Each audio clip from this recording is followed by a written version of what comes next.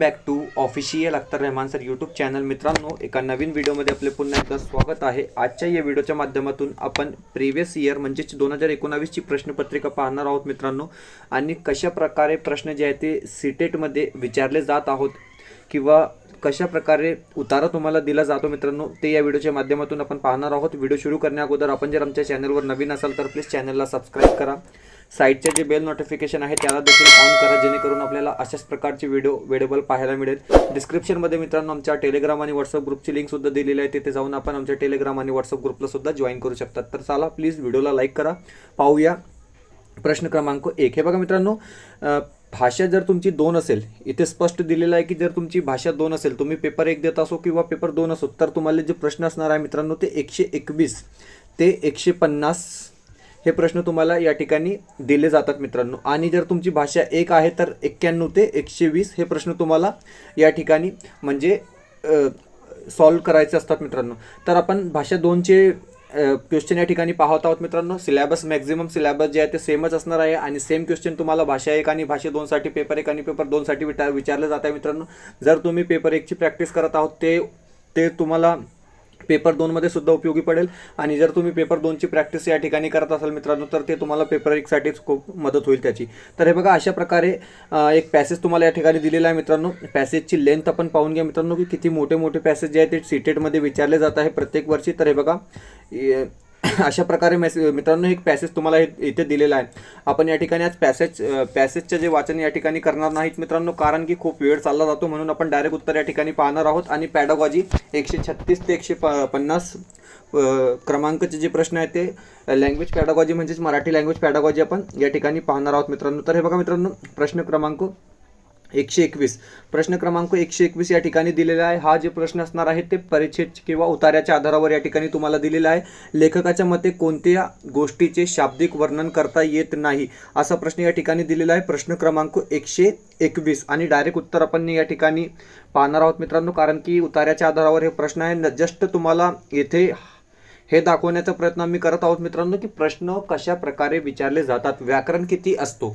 Main काय आहे मित्रांनो की व्याकरण किती असतो, कारण की व्याकरण जेव्हा आपल्याला विचारला गेलं तर त्या ठिकाणी आपल्याला म्हणजे काहीच आपलं नॉलेज फक्त त्या ठिकाणी आपल्याला यूज करायचा असतो. तर येथे योग्य उत्तर असणार आहे अरण्याचे वैभव. ओके, 2019ची प्रश्नपत्रिका आपण पाहत आहोत. यानंतर आता हे बघा, 122 क्रमांकाचा प्रश्न या ठिकाणी विचारलेला आहे की 122. ओके, लेखकाच्या मते कोणत्या गोष्टी समान उंचीच्या असतात.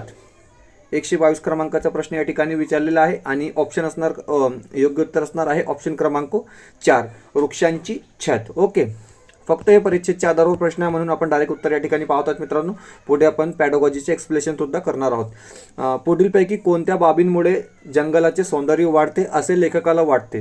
हे बघा, 4 ऑप्शन दिलेले आहे आणि योग्य उत्तर असणार आहे 123च्या आन्सर कीच्या अनुसार आपण या ठिकाणी उत्तर दाखवत आहोत मित्रांनो की 123चे जे उत्तर असणार आहे ते असणार आहे ऑप्शन क्रमांक 1, ताड माड केवडा रान केडी. ओके, पाहूया पुढचा प्रश्न. प्रश्न क्रमांक 124. बघा मित्रांनो, प्रश्न क्रमांक 124 या ठिकाणी दिलेला आहे की कवडसा म्हणजे काय. कवडसा म्हणजे काय, 124चा प्रश्न या ठिकाणी दिलेला आहे आणि योग्य उत्तर असणार आहे ऑप्शन क्रमांक 1, सूर्यकिरणाची तिरीप. ओके, सूर्यकिरणाची तिरीप. पाहूया पुढचा प्रश्न. प्रश्न क्रमांक 125. हे बघा, प्रश्न क्रमांक 125. आता हा जे प्रश्न आहे मित्रांनो हा व्याकरणचा प्रश्न असणार आहे. तुम्हाला माहित आहे, आता तुम्ही टीएटीची परीक्षा देऊन इथे आलेले आहोत आणि तुम्हाला माहित आहे की टीएटीमध्ये नेमका कशा प्रकारे व्याकरण विचारलं जातं महाटेटमध्ये. तसाच हा प्रश्न आहे. तर या प्रश्नासाठी आपल्याला काहीच परिच्छेद किंवा काही उतारा पाहायची आवश्यकता नाही मित्रांनो, कारण तुम्हाला माहित आहे की विशेष नाम शोधा. आता सामान्य नाम आणि विशेष नाम आणि भावाचक नाम हे काय आहे आपण सगळं टीएटीमध्ये पाहिलेलं आहोत मित्रांनो. येथे जे आपलं उत्तर असणार आहे योग्य उत्तर ते असणार आहे ऑप्शन क्रमांक 2 म्हणजेच केवडा. केवडा हे काय असणार आहे या ठिकाणी विशेष नाम असणार आहे. पाहूया पुढचा प्रश्न. प्रश्न क्रमांक 126. हे बघा, प्रश्न क्रमांक 126 या ठिकाणी दिलेला आहे की पुढीलपैकी कोणत्या घटकाचे वर्णन उतार्यात केलेले नाही, असा प्रश्न या ठिकाणी दिलेला आहे. आणि योग्य जे उत्तर असणार आहे 126चे असणार आहे मित्रांनो ऑप्शन क्रमांक 2, लटासहित पसरलेला हिरवा समुद्र याचे जे वर्णन आहे ते उतार्यात केलेला नाही. ओके, आणि पुढचा प्रश्न आहे 127. 127 क्रमांकाचा प्रश्न या ठिकाणी दिलेला आहे मित्रांनो. 1 मिनिट. प्रश्न क्रमांक 127. ओके, हे बघा, 1 मिनिट मित्रांनो, 1 मिनिट. 126. ओके, हे इथे दिलेला आहे 127. प्रश्न क्रमांक 127. हे बघा, हा प्रश्न सुद्धा परीक्षेच्या आधारावर विचारलेला आहे की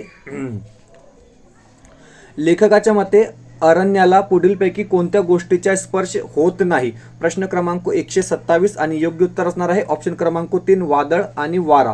प्रश्न क्रमांक 128 म्हणजे शेवटचा प्रश्न आहे मित्रांनो. हा सुद्धा व्याकरण संदर्भात प्रश्न या ठिकाणी विचारलेला आहे आणि यासाठी आपल्याला परत उतार्यात पाहण्याची आवश्यकता नाही मित्रांनो, कारण की आपल्याला माहित आहे की विरळ या शब्दाच्या विरुद्धार्थी आशय असलेला पर्याय शोधा. 4 ऑप्शन दिलेले आहे प्रश्न क्रमांक 128 आणि विरळ म्हणजेच दाट, कारण इथे काय दिलेलं आहे, विरळ या शब्दाच्या विरुद्धार्थी आशय असलेला पर्याय शोधा. ओके, तर दाट आपला या ठिकाणी योग्य उत्तर असणार आहे. पाहूया पुढचा प्रश्न म्हणजे मित्रांनो 129. आता हे बघा, आता हे पुन्हा बघा मित्रांनो तुम्ही की तुम्हाला जे आहे ते 129 ते 135 म्हणजे कवितेच्या आधारावर किंवा पुन्हा एखादा पॅसेज तुम्हाला दिला जाईल, गद्य आकलन पॅसेज, त्याच्या आधारावर तुम्हाला 129 ते 135 क्रमांकाचे प्रश्नाचे उत्तर या ठिकाणी द्यायचे आहे मित्रांनो. लक्षात ठेवा की 15 मार्कासाठी जे आहे मित्रांनो आपल्याला 2 पॅसेज दिले जातात आणि 15 मार्कासाठी आपल्याला पॅडागॉजी विचारली जाते, म्हणजेच मराठी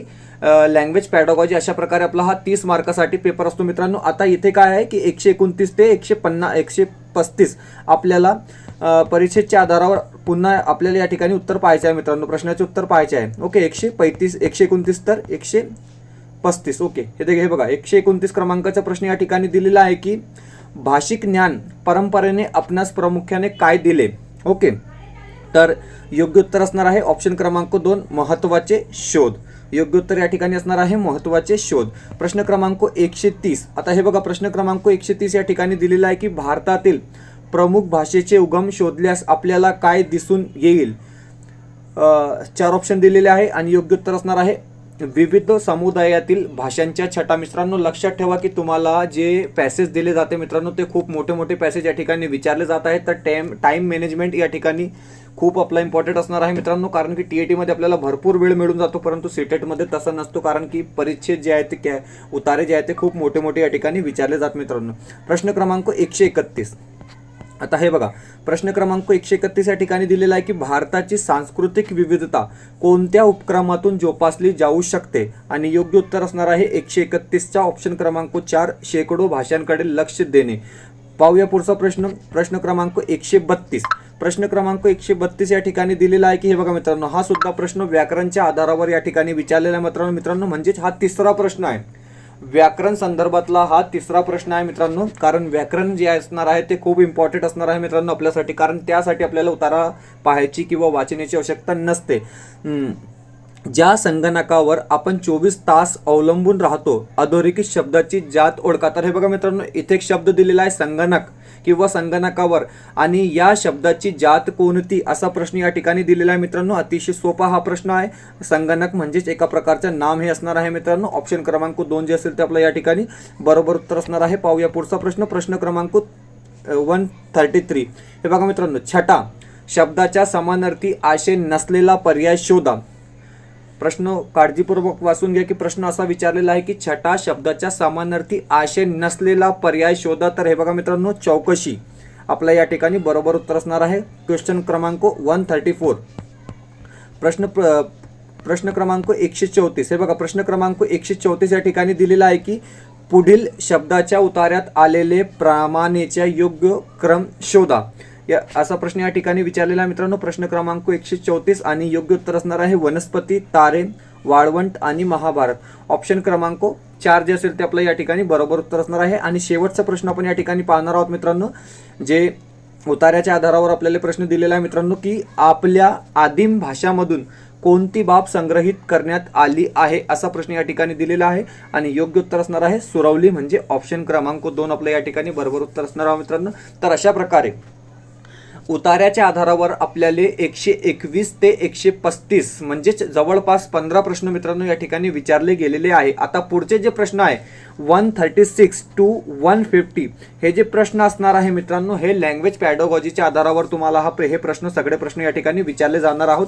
आता ते प्रश्न आपण पाहूया मित्रांनो. हे बघा, इथे दिलेला आहे स्पष्ट, इथे नमूद केलेलं आहे की योग्य पर्याय निवडा. प्रश्न क्रमांक 136 तर 150 या प्रश्नांची उत्तरे द्या.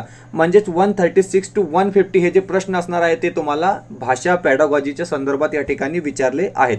पाहूया प्रश्न क्रमांक 136. तर हे बघा मित्रांनो, 136 क्वेश्चन नंबर 136 येथे दिलेला आहे की भारतीय घटनेच्या 343(2) या कलमानुसार 4 ऑप्शन दिलेले आहे. हिंदी ही शासकीय भाषा आहे, हिंदी ही सहयोगी भाषा आहे, इंग्रजी ही शासकीय भाषा आहे, इंग्रजी ही सहयोगी शासकीय भाषा आहे. अशा प्रकारे प्रश्न या ठिकाणी विचारलेला आहे मित्रांनो. आणि 343/2 या कलमानुसार ऑप्शन क्रमांक 4 जे असेल, इंग्रजी ही सहयोगी शासकीय भाषा आहे, याचं उत्तर असा होणार आहे मित्रांनो. पाहूया पुढचा प्रश्न, प्रश्न क्रमांक 137. आता हे बघा, प्रश्न क्रमांक 137 या ठिकाणी दिलेला आहे मित्रांनो. खूप मोठा हा प्रश्न आहे. ओके. प्रश्न क्रमांक 137 हे बघा मित्रांनो, प्रश्न क्रमांक 137 येथे दिलेला आहे की खालीलपैकी कोणती बाब अभिजित भाषेची मानक नाही. 4 ऑप्शन दिलेले आहे. भाषेला 1500 ते 2000 वर्षाचा इतिहास आणि त्या भाषेमध्ये लिखित साहित्य असावेत. ओके. अभिजात भाषेची मानक नाही असा प्रश्न या ठिकाणी दिलेला आहे. ऑप्शन क्रमांक 2 दिलेला आहे की त्या भाषेमध्ये प्राचीन साहित्य महाकाव्य लिहिलेले असावे. ओके. ऑप्शन क्रमांक 3 दिलेला आहे की भाषा ही घटनेत नमूद केलेली नसावी. हे बघा मित्रांनो, इथे चुकीचा ऑप्शन दिलेला आय थिंक. ओके. आणि ऑप्शन क्रमांक 4 दिलेला आहे की भाषेला स्वयंभू लेखन परंपरा असावी आणि त्या भाषेत इतर समुदायाच्या भाषेतून भाषांतर केलेला लिखाण नसावे. अशा प्रकारे 4 ऑप्शन दिलेले आहे मित्रांनो. आणि येथे जे अभिजात भाषेची मानक नाही असा प्रश्न विचारलेला आहे ते असणार आहे ऑप्शन क्रमांक 3. हे बघा मित्रांनो, ऑप्शन क्रमांक 3 या ठिकाणी चुकीचा दिलेला आहे की भाषा ही घटनात्मक, एक मिनिट, जस्ट एक मिनिट, भाषा ही घटनेत नमूद केलेली नसावी. म्हणजे ऑप्शन क्रमांक 3 आपलं या ठिकाणी बरोबर उत्तर असणार आहे. पाहूया पुढचा प्रश्न, प्रश्न क्रमांक 138. आता हे बघा, 138 क्रमांकाचा प्रश्न या ठिकाणी विचारलेला आहे की, जस्ट एक minute, okay, original question paper आहे मित्रांनो, म्हणून थोडा ॲडजस्ट करावा लागत आहे या ठिकाणी. विद्यार्थ्यांच्या श्रवण क्षमतेचे मूल्यमापन खालील पद्धतीने करावे. 4 ऑप्शन दिलेले आहे. विद्यार्थ्याबरोबर संभाषण सराव करणे, विद्यार्थ्यांना गोष्ट सांगणे आणि त्यावर आकलनात्मक प्रश्न विचारणे, विद्यार्थ्यांना अवांतर वाचनाची संधी देणे किंवा विद्यार्थ्यांना सहलीला नेणे. अशा प्रकारे 4 ऑप्शन दिलेले आहे मित्रांनो. यानंतर प्रश्न आपण 138 पाहत आहोत मित्रांनो. 4 ऑप्शन दिलेले आहे आणि योग्य जे उत्तर असणार आहे या ठिकाणी ते असणार आहे ऑप्शन क्रमांक 138 ऑप्शन क्रमांक 2 म्हणजेच विद्यार्थ्यांना गोष्ट सांगणे आणि त्यावर आकलनात्मक प्रश्न विचारणे. म्हणजे जशा प्रकारे आपण एखादा उतारा वाचत आहोत मित्रांनो आणि त्या उताऱ्याच्या आधारावर आपण आकलनात्मक प्रश्नाचे उत्तर जशा प्रकारे देतात मित्रांनो, तशाच प्रकारचा हा प्रश्न आहे की विद्यार्थ्यांना गोष्ट सांगणे आणि त्यावर आकलनात्मक प्रश्न विचारणे. म्हणजे हे प्रश्न जे आहे तुम्हाला ते हिंदीसाठी सुद्धा उपयोगी या ठिकाणी असणार आहेत मित्रांनो. पाहूया पुढचा प्रश्न, प्रश्न क्रमांक 139. आता हे बघा, प्रश्न क्रमांक 139 या ठिकाणी दिलेला आहे की वाचनाच्या सुरुवातीच्या काळात शिक्षकाने कोणत्या गोष्टीवर जास्त भर द्यावा. असा प्रकारे प्रश्न या ठिकाणी विचारलेला आहे मित्रांनो. बाराखडी पाठ करणे, अस्खलितपणे वाचन करणे, अक्षर उच्चार यांच्यामधील संबंध विकसित करणे किंवा अचूक वाचन करणे. तर हे बघा मित्रांनो, प्रश्न क्रमांक 139 अशा प्रकारे आहे की वाचनाच्या सुरुवातीच्या काळात म्हणजेच प्राथमिक शाळेत शिक्षकाने कोणत्या गोष्टीवर जास्त भर द्यावा. तर हे बघा, ऑप्शन क्रमांक 3 जे असेल ते या ठिकाणी बरोबर उत्तर असणार आहे आन्सर कीच्या हिशोबाने की अक्षर उच्चार यांच्यामधील संबंध विकसित करणे. ऑप्शन क्रमांक 3 जे असेल ते आपला या ठिकाणी बरोबर उत्तर असणार आहे. पाहूया पुढचा प्रश्न, प्रश्न क्रमांक 140. आता हे बघा, क्वेश्चन नंबर 140 येथे दिलेला आहे की श्रवण आणि वाचन डॅश डॅश कौशल्य आहेत. अशा प्रकारे प्रश्न या ठिकाणी दिलेला आहे. ग्रहणक्षम, ऑप्शन क्रमांक 2 उत्पादक, ऑप्शन क्रमांक 3 रंजक किंवा ऑप्शन क्रमांक 4 वैचारिक. तर लक्षात ठेवा मित्रांनो, श्रवण आणि वाचन हे जे असणार आहे ते ग्रहणक्षम कौशल्य आहे. इसी को हम हिंदी में कहेंगे कि श्रवण और वाचन कौन से कौशल्य है. तो दोस्तों उसका जवाब भी हो जाएगा ग्रहणक्षम कौशल्य है. ठीक है. पाहूया पुढचा प्रश्न, प्रश्न क्रमांक 141. आता हे बघा, प्रश्न क्रमांक 141 या ठिकाणी दिलेला आहे की, ओके, एक मिनिट, ओके, बाल लेखकाच्या वैचारिक गरजेनुसार शिक्षकांनी त्यांना कशा प्रकारे उत्तेजन द्यावे अशा प्रकारे प्रश्न या ठिकाणी विचारलेला आहे मित्रांनो। प्रश्न क्रमांक 141 आणि ऑप्शन दिलेला आहे की विद्यार्थ्यांनी केलेल्या व्याकरणाच्या चुकाबद्दल विस्तृत माहिती सांगणे। ऑप्शन क्रमांक 2 दिलेला आहे की त्याने केलेल्या चांगल्या कामाचे कौतुक करावे, प्रिंट मिस्टेक आहे, कौतुक करावे, त्यानेच लिहिलेल्या वाक्याचा संदर्भ द्यावा। ओके। ऑप्शन क्रमांक 3 दिलेला आहे की विद्यार्थ्याला चुकाकडे लक्ष देण्याचे सांगावे आणि ऑप्शन क्रमांक 4 या ठिकाणी दिलेला आहे की त्याने काम चांगले केले न केल्यामुळे त्यांचे वर्गात वर्गवादी करणे। अशा प्रकारे 4 ऑप्शन दिलेले आहे मित्रांनो आणि योग्य जे उत्तर असणार आहे या ठिकाणी क्वेश्चन नंबर 141 ऑप्शन क्रमांक 2 म्हणजेच ऑप्शन क्रमांक 2 त्याने केलेल्या चांगल्या कामाचे कौतुक करावे, त्यानेच लिहिलेल्या वाक्याचा संदर्भ द्यावा। अशा प्रकारे ऑप्शन आपला या ठिकाणी ऑप्शन क्रमांक 2 असणार आहे। पुढचा प्रश्न क्रमांक 142। आता हे बघा मित्रांनो, क्वेश्चन नंबर 142 या ठिकाणी विचारलेला आहे की ओके, भाषा संपादन आणि भाषा शिक्षण यामध्ये कोणता मूलभूत फरक आहे? मोस्ट IMP हा प्रश्न आहे मित्रांनो। हा प्रश्न तुम्हाला हिंदी विषयाला सुद्धा उपयोगी या ठिकाणी पडणार आहे मित्रांनो की भाषा संपादन आणि भाषा शिक्षण यामध्ये कोणता मूलभूत फरक आहे। क्वेश्चन नंबर 142 या ठिकाणी विचारलेला आहे। ओघ आणि अचूकता, भाषेला वाव देण्याचे स्तर, अचूकता आणि बोलण्याची गती किंवा बोलण्याची गती आणि उच्चार। तर लक्षात ठेवा मित्रांनो, ऑप्शन क्रमांक 2 जे असेल ते या ठिकाणी आपला बरोबर उत्तर राहणार आहे की भाषेला वाव देण्याचा स्तर, म्हणजेच ऑप्शन क्रमांक 2 आपला या ठिकाणी योग्य उत्तर असणार आहे। पाहूया पुढचा प्रश्न क्रमांक 143। आता हे बघा, प्रश्न क्रमांक 143 या ठिकाणी विचारलेला आहे की स्त्रोत भाषा म्हणून मातृभाषेचा वापर करण्यासंबंधी कोणते विधान अचूक नाही? हे बघा मित्रांनो, प्रश्न पुन्हा वाचून घ्या। प्रश्न आहे की स्त्रोत भाषा म्हणून मातृभाषेचा वापर करण्यासंबंधी कोणते विधान अचूक नाही असा प्रश्न या ठिकाणी दिलेला आहे आणि 4 ऑप्शन आपल्याला या ठिकाणी दिलेला आहे। Question number 143। ओके, ती विद्यार्थ्यांना शिकण्यास, विचार करण्यास आणि संपर्क साधण्यास मदत करते। ओके। ऑप्शन क्रमांक 2 दिलेला आहे की ती विद्यार्थ्यांना भाषेचा अर्थ समजण्याच्या दृष्टीने सकारात्मक भूमिका बजावते। ऑप्शन क्रमांक 3 दिलेला आहे की ती मोठ्या प्रमाणावर अध्यापन शास्त्रीय अवकाश खुला करते किंवा ऑप्शन क्रमांक 4 दिलेला आहे ती दुसऱ्या भाषेकडे दुर्लक्ष करण्यास मदत करते। तर बघा मित्रांनो, ऑप्शन क्रमांक 4 या ठिकाणी आपला बरोबर उत्तर असणार आहे की ती दुसऱ्या भाषेकडे दुर्लक्ष करण्यास मदत करते, कारण की प्रश्न विचारलेला आहे की कोणते विधान अचूक नाही। तर ऑप्शन क्रमांक 4 हे जे असणार आहे ते अचूक विधान या ठिकाणी नसणार आहे मित्रांनो। पाहूया क्वेश्चन नंबर 144। आता हे बघा, प्रश्न क्रमांक 144। प्रश्न क्रमांक 144 या ठिकाणी विचारलेला आहे की प्राथमिक स्तरावर विद्यार्थ्यांच्या भाषा विकास होण्याच्या दृष्टीने सर्वात महत्त्वाची गोष्ट कोणती? ओके, प्राथमिक स्तर म्हणजे तेच 1ली ते 5वी किंवा 6वी ते 8वी।